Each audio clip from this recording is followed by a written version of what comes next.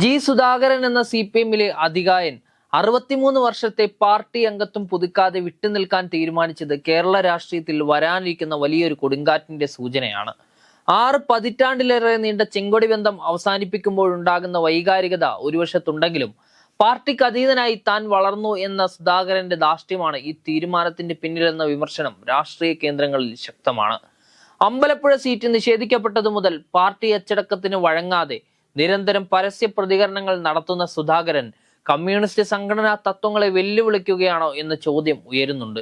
തന്റെ ഫേസ്ബുക്ക് കുറിപ്പിലൂടെ അദ്ദേഹം ഉന്നയിച്ച ആരോപണങ്ങൾ ഗൗരവകരമാണെങ്കിലും വ്യക്തിപരമായിട്ടുള്ള ഈഗോ രാഷ്ട്രീയ താല്പര്യങ്ങൾക്ക് മുകളിൽ പ്രതിഷ്ഠിക്കുന്ന ഒരു നേതാവിന്റെ പരിദേവനങ്ങളായി ഇതിനെ ഇടതുപക്ഷ അനുഭാവികൾ പോലും കാണുന്നുണ്ട്.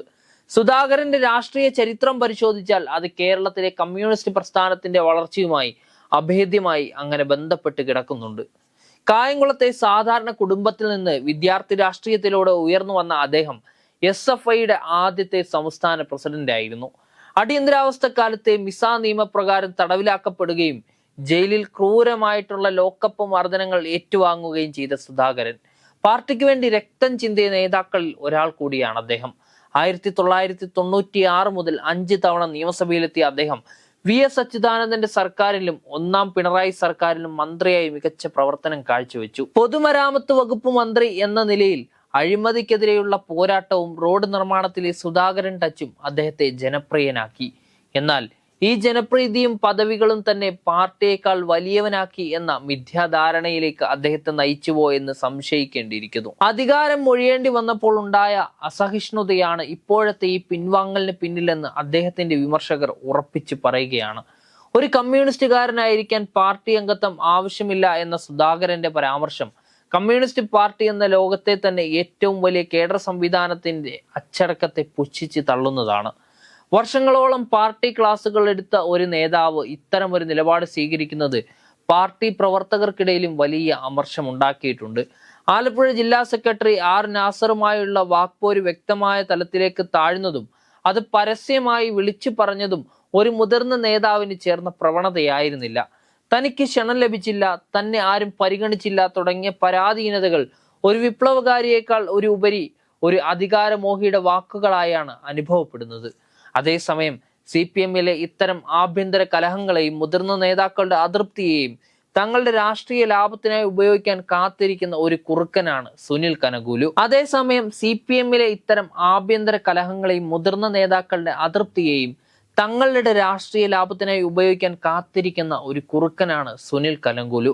കനകോലുവിനെ പോലെയുള്ള കോർപ്പറേറ്റ് രാഷ്ട്രീയ തന്ത്രജ്ഞരുടെ നീക്കങ്ങളും വലിയ വിമർശനങ്ങൾക്ക് അർഹമാണ്. പ്രത്യയശാസ്ത്രപരമായ അടിത്തറയിലല്ല, മറിച്ച് കേവലം വോട്ട് ബാങ്ക് ലക്ഷ്യമിട്ടുള്ള തന്ത്രങ്ങളാണ് കനകോലു ആവിഷ്കരിച്ചിരിക്കുന്നത്. CPM-ലെ കാരണവന്മാരുടെ പിണക്കങ്ങൾ വോട്ടാക്കി മാറ്റാൻ കനകോലു വലവിരിക്കുന്നത് രാഷ്ട്രീയ ധാർമ്മികതയ്ക്ക് നിരക്കാത്തതാണ്. ജനകീയ പ്രശ്നങ്ങളെക്കാൾ ഉപരി വ്യക്തിപരമായിട്ടുള്ള വൈരാഗ്യങ്ങളെയും ഗ്രൂപ്പിസത്തെയും തിരഞ്ഞെടുപ്പ് ആയുധമാക്കുന്ന കനകോലു ശൈലി കേരളം പോലുള്ള ഒരു പ്രബുദ്ധമായിട്ടുള്ള രാഷ്ട്രീയ മണ്ഡലത്തിൽ എത്രത്തോളം വിജയിക്കുമെന്ന് കണ്ടറിയണം. പണമൊഴുക്കിയും ഡാറ്റ വിശകലനം നടത്തിയും ജനവിധി അട്ടിമറിക്കാമെന്ന കനകോലുവിന്റെ കോർപ്പറേറ്റ് തന്ത്രങ്ങൾ രാഷ്ട്രീയത്തെ വെറും ചന്തയിലെ കച്ചവടമായി തരം താഴ്ത്തുകയാണ് ചെയ്യുന്നത്. CPM-ലെ അടിത്തട്ടിലുള്ള വിള്ളലുകൾ കണ്ടെത്താനും അത് മുതലെടുക്കാനും കനകോലു നടത്തുന്ന നീക്കങ്ങൾ ജനാധിപത്യ പ്രക്രിയയെ മലിനമാക്കുന്നുണ്ട്. വികസന രാഷ്ട്രീയവും വ്യക്തിവിശുദ്ധിയും ഉയർത്തിപ്പിടിക്കുന്ന നേതാക്കൾ സ്വന്തം പ്രസ്ഥാനത്തിൽ അവഗണിക്കപ്പെടുന്നു എന്ന് വരുത്തി തീർക്കാൻ കനകോലു ശ്രമിക്കുമ്പോൾ യഥാർത്ഥത്തിൽ രാഷ്ട്രീയ മൂല്യങ്ങളല്ല, മറിച്ച് അവസരവാദമാണ് അവിടെ ആഘോഷിക്കപ്പെടുന്നത്.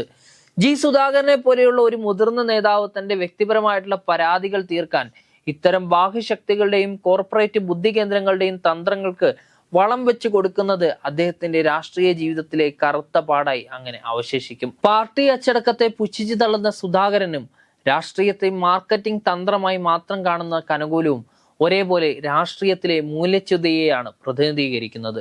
സംസ്ഥാന സെക്രട്ടറി MV ഗോവിന്ദൻ സുധാകരനെതിരെ നടത്തിയ പരിഹാസം തെറ്റാണെന്ന് വാദിക്കുമ്പോഴും അതിനെതിരെ പ്രതികരിക്കാൻ സുധാകരൻ തിരഞ്ഞെടുത്ത വഴി പാർട്ടിയെ തകർക്കുക എന്നത് തന്നെയായിരുന്നു. പാർട്ടി അംഗത്വം പുതുക്കാതിരിക്കുന്നതിലൂടെ താൻ പാർട്ടിയേക്കാൾ വലിയവനാണെന്ന സന്ദേശമാണ് അദ്ദേഹം നൽകുന്നത്. ഇത് വരാനിരിക്കുന്ന നിയമസഭാ തിരഞ്ഞെടുപ്പിൽ CPM-ന് വലിയ വെല്ലുവിളിയാകുമെന്ന് ഉറപ്പാണ്. സുധാകരനെ അനുകൂലിക്കുന്ന ഒരു വിഭാഗം വോട്ടർമാരെ സ്വാധീനിക്കാൻ കനകോലുവിന്റെ തന്ത്രങ്ങൾ വിജയിച്ചാൽ അത് ആലപ്പുഴയിലെ ചുവപ്പുകോട്ടകൾ തകരുന്നതിനും കാരണമാകും. പക്ഷേ ഒരു നേതാവ് പ്രസ്ഥാനത്തേക്കാൾ വലുതാകുമ്പോൾ ഉണ്ടാകുന്ന ഇത്തരം വീഴ്ചകൾ കമ്മ്യൂണിസ്റ്റ് ചരിത്രത്തിൽ പുതിയതല്ല. കാരണവർക്ക് ഐശ്വര്യം ഉണ്ടാക്കണമെങ്കിൽ വീടിനുള്ളിൽ ഇരുന്ന് കാര്യങ്ങൾ തിരുത്താനാണ് ശ്രമിക്കേണ്ടത്. അല്ലാതെ വീടിന് തീ പിടിക്കുമ്പോൾ ആ തീ കായാൻ വരുന്നവർക്ക് കൂട്ടി നിൽക്കുകയല്ല വേണ്ടതെന്ന വിമർശനമാണ് ശക്തമാകുന്നത്.